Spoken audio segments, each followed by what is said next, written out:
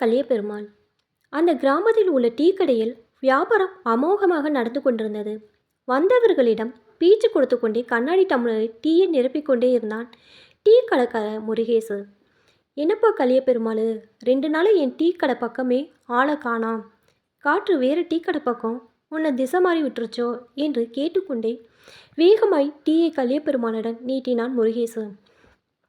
ஏதோ யோசனையோடு பெஞ்சில் உட்காரப்போன கலியபெருமாளை பார்த்து, அண்ணே, பெஞ்சு சரிஞ்சிட போகுது, பார்த்து மெதுவாய் என்றான் அவசரமாய்.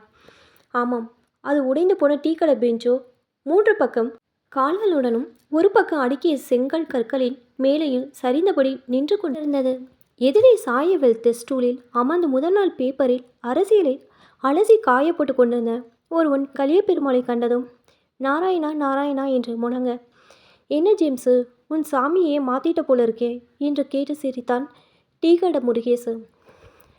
அவசரமாய் சிலுவையை போட்டுக்கொண்ட ஜேம்ஸு, அதெல்லாம் இல்லைனே, நம்ம ஊர் நாரதர் வந்துட்டார்ல, அதான் பின்னணி குரல் கொடுத்தேன் என்று நக்கலாய் கலியபெருமாளை பார்த்து சிரித்தான் ஜேம்ஸ்.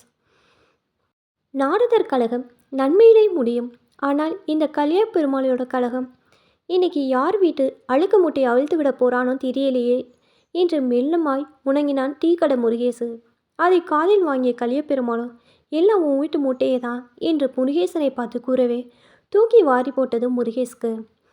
சொல்கிறேன் கேளு முருகேசா என ஆரம்பித்தார் கலியபெருமாள். கலியபெருமாளின் இந்த கதையை கேட்க டீ கடையில் கூட்டம் கூடியது.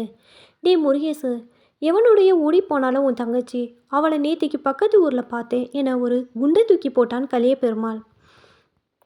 உன் அம்மா சாவுறதுக்கு முன்னாடி அதோட தங்கச்சங்கிலி காணாமல் போச்சுன்னு ஊரையே குட்டி ஒப்பாரி வச்சது. அந்த அண்ணன் முகப்பு போட்ட 8 பவுன் தங்கச்சங்கிலி இப்போ உன் தங்கச்சி கழுத்தில் தான் தொங்குது. உன் அம்மா பெரிய நாடகம் போட்டு உன்னையும் ஏமாற்றி இந்த ஊரையும் ஏமாத்திடுச்சு. அந்த தங்கச்சங்கிலியை பார்த்த எனக்கு மனசு கேட்கல, அதான் உன்கிட்ட சொல்ல ஓடி வந்தேன் என்றான் கலகமூட்டு கலியபெருமாள். இதை கேட்ட முருகேசுக்கு மயக்கமே வந்தது.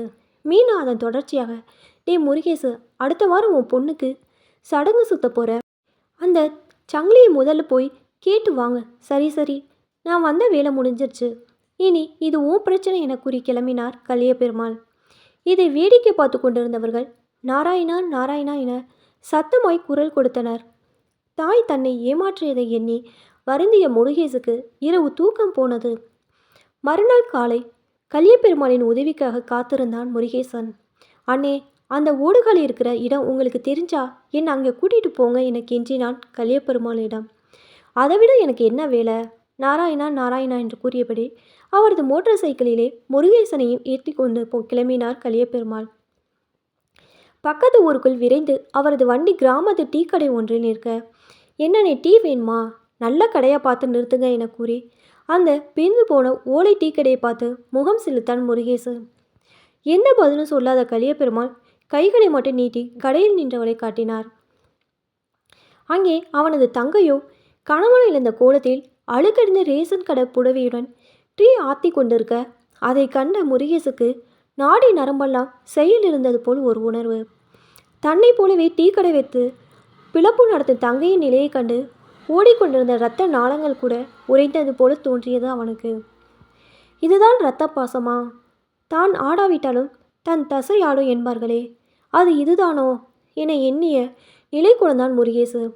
என்னப்பா உறைந்து போயிட்ட, இன்னைக்கு உன் தங்கச்சியோட நிலைமை இதுதான்.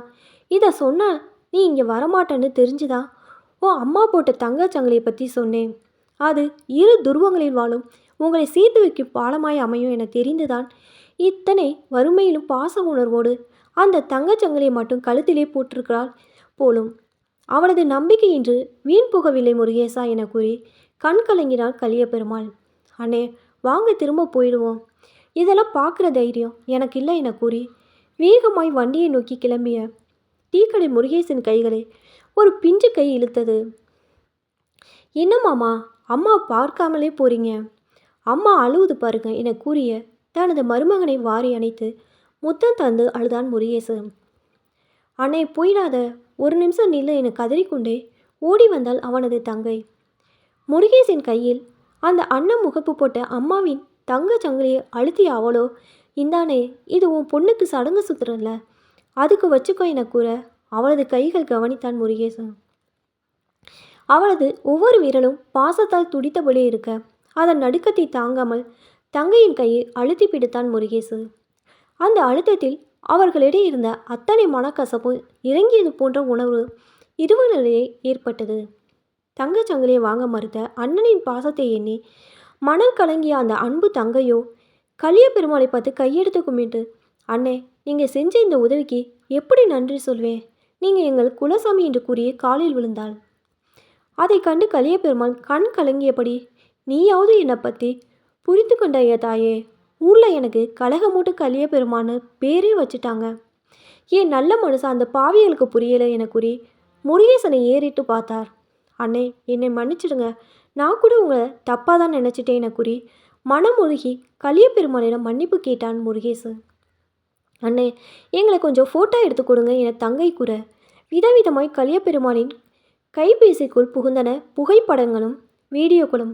அண்ணனும் தங்கச்சியும் ரொம்ப நாளைக்கு அப்புறம் சேர்ந்து இருக்கீங்க, பேசிகிட்ருங்க, நான் அப்படி ஓரமாக மரத்தடியில் உட்காரேன் என கூறி ஒதுங்கினார். கிளம்பு போகும் நேரத்தில் முருகேசு மனதில் என்ன நினைத்தானோ என்னவோ தனது பர்சில் இருந்த 20,000 ரூபாய் பணத்தை எடுத்து தங்கையின் கையில் கொடுத்தான். பின்னர் கலிய பெருமாளை பார்த்து, அண்ணே, நீங்கள் எடுத்த ஃபோட்டோக்களை தங்கச்சிக்கு ஃபார்வர்ட் பண்ணிட்டீங்களா என கேட்டுக்கொண்டே வண்டியில் ஏறினான் முருகேசன். அது சரிப்பா, தங்கச்சி கையில் எதுக்கு பணம் கொடுத்த என கலிய பெருமாள் கேட்க, எனக்கு மனசு கேட்கல, என் பொண்டாட்டி நகையை அடகுல வச்சு என் பொண்ணு சடங்குக்காக வாங்கி வச்சிருந்த பணத்தை தங்கச்சிக்கிட்ட கொடுத்துட்டேன். பணம் காணாமல் போச்சுன்னு பொண்டாட்டிக்கிட்ட சமாளிச்சுடுவேன் சிரித்து கொண்டே கூறிய முருகேசனை கண்ட கலிய பெருமாள் மனதிற்குள் வெகுண்டார். கலிய பெருமாள் டீக்கடை முருகேசனை பார்த்து மனதுக்குள், அட பாவி, தாயை போல புள்ளன்னு சொல்கிறது சரியாக தான் இருக்குது, உன் அம்மா புத்தி அப்படியே இருக்கே, இன்னைக்கு இந்த ஓடி போன தங்கச்சியோடு சேர்ந்துக்கிட்டு உன்னை நம்பி வந்த பொண்டாட்டியை ஏமாத்துறியா? போடா போ, உனக்கு இருக்கு இன்னைக்கு இந்த கலிய பெருமாளை யாருன்னு நினச்ச? நான் ஃபோட்டோக்களை அனுப்பி வச்சது உன் தங்கச்சிக்கு இல்லை, உன் பொண்டாட்டிக்கு தான். அதுவும் அந்த தங்கச்சங்கிலியோட நீ உன் தங்கச்சிக்கிட்ட பணம் கொடுத்த காட்சியை சேர்த்து உன் பொண்டாட்டிக்கு அனுப்பியிருக்கிறேன். இன்று முருகேசனின் வீட்டுக்குள் வெடிக்க போகும் பட்டாசு வெடியை மனதுக்குள் நினைத்து சிரித்து கொண்டார் கலிய பெருமாள்.